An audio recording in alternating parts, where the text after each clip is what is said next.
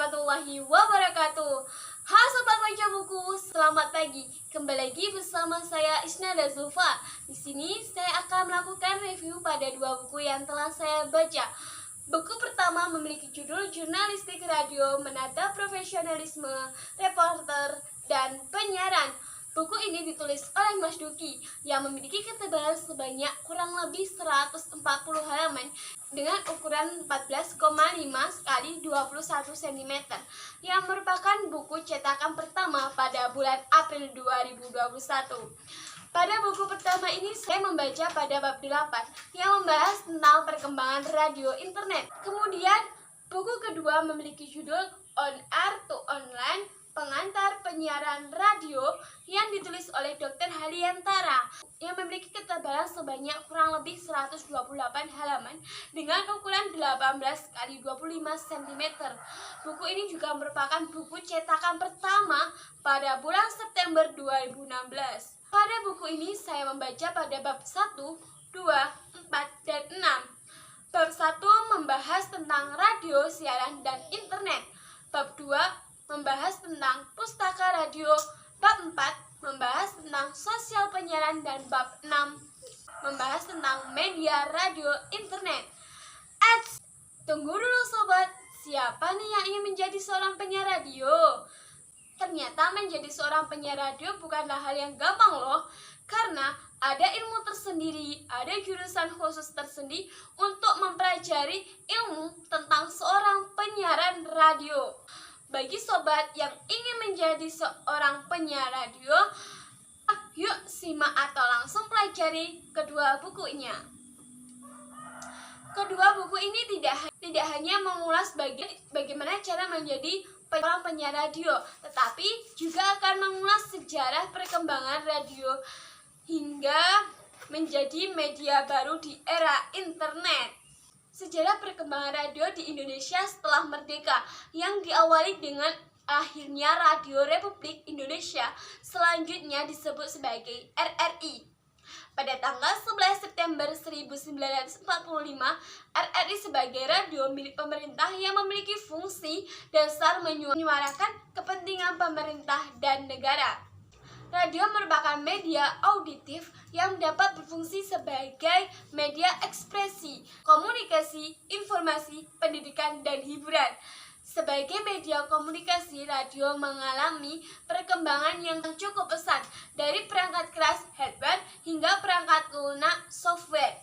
Dengan adanya tuntunan visi pelayanan yang berorientasi pada kepuasan maksimum, merangkas kreativitas dan penemuan baru dari sisi teknologi siaran dan programming. Salah satu yang menjadi tren di awal milenium ini adalah konsep dan implementasi radio internet. Kemudian, konsep utuh dari radio internet adalah radio yang segala olah siar, on air, dan pelayanannya off air 100% melalui internet.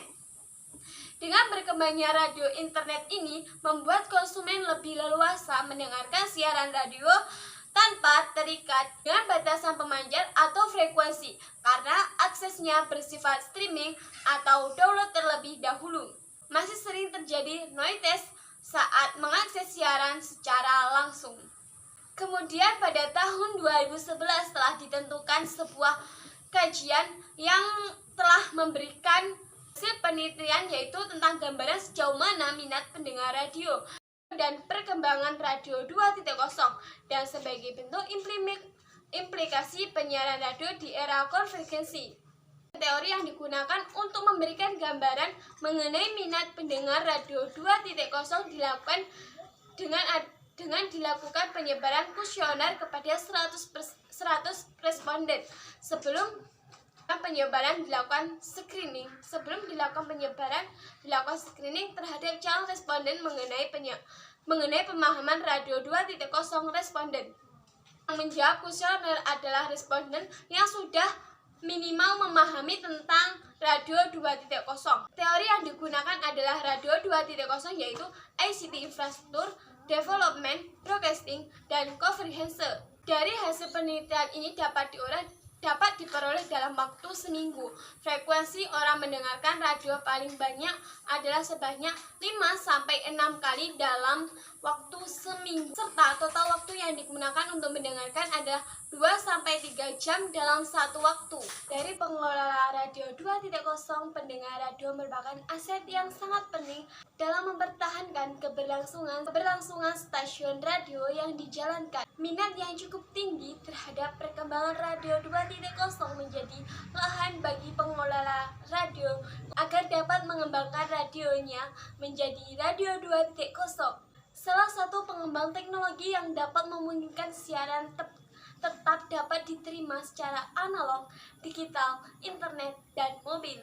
Dihubungkan dengan penelitian tentang integrasi pengelola siaran radio melalui media konvensional dan media internet di lembaga penyiar radio yang telah diteliti dan dijelaskan bahwa siklus adaptif organisasi penyiaran radio memiliki efek pada lingkungan. Terus ini dapat menunjukkan bagaimana pemilihan strategi bisnis lembaga penyiaran radio pada fase bisnis dapat menuntut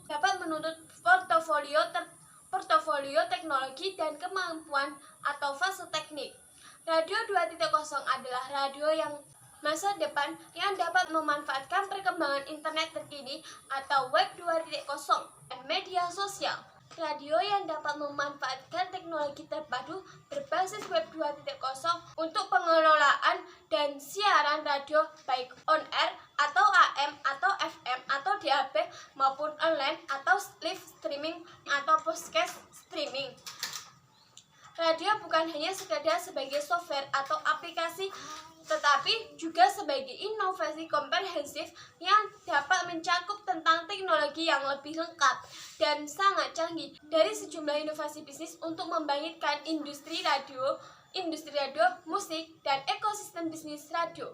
Website yang dapat memanfaatkan aplikasi web 2.0 dapat memungkinkan pengguna suatu hal yang lebih banyak terhadap internet, bukan hanya mengambil informasi. Dengan adanya kemajuan teknologi informasi dan komunikasi dapat memacu industri siaran menuju intelligence radio. Media baru yang sesungguhnya dapat merujuk pada berbagai perubahan dalam produksi media, distribusi, dan penggunaan. Penyiaran radio masa kini telah mampu menjangkau khalayak yang sangat luas dan bersifat universal.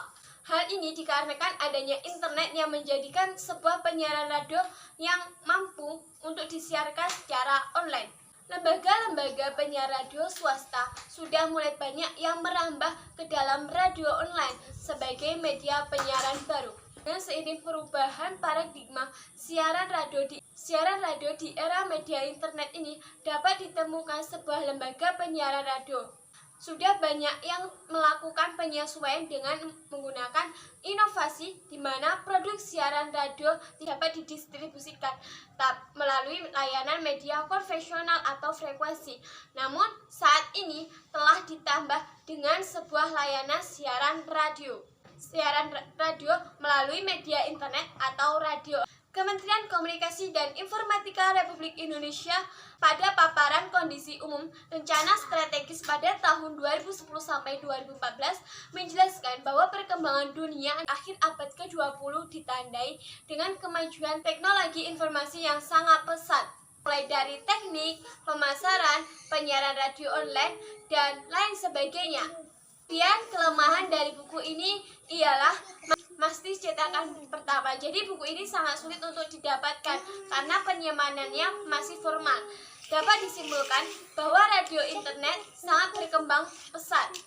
Sehingga dapat disimpulkan bahwa radio internet dapat berkembang secara pesat. Karena dengan adanya media baru, penyiaran radio dapat dilakukan melalui media sosial seperti internet.